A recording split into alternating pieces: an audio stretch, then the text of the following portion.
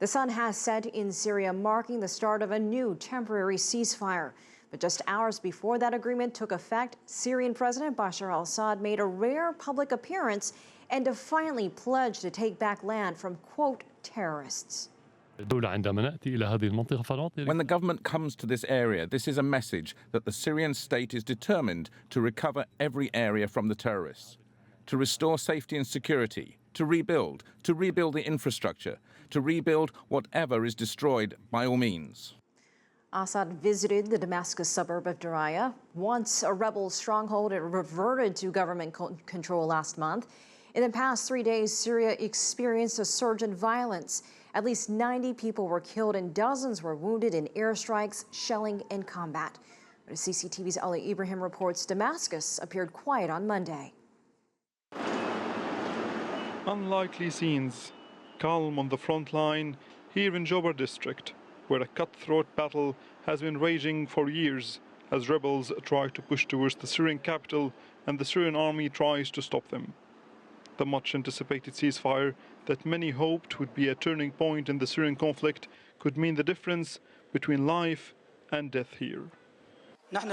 I certainly hope for an end for all of this. But for now, we don't know if the truce will work or fail. But we will be ready either way.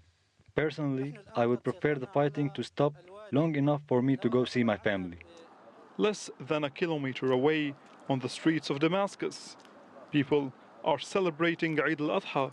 The week-long holiday has created a relaxed mood in the capital, although the prospects of peace have created mixed response. God willing, the agreement will be implemented throughout Syria, and we want peace to prevail permanently, and not just for a couple of days, and the war restarts the next day. God willing, this deal will be a good thing.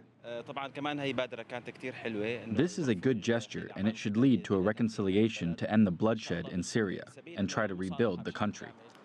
A nationwide ceasefire has been attempted several times in Syria before, with limited success. Experts are doubtful whether this time will be any different.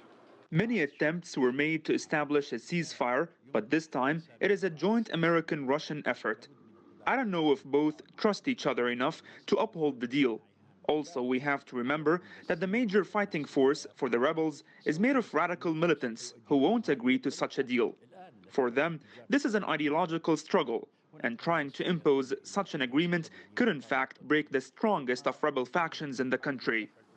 But if the deal fails, it remains to be seen how much more destruction and fighting the country can bear before falling apart completely.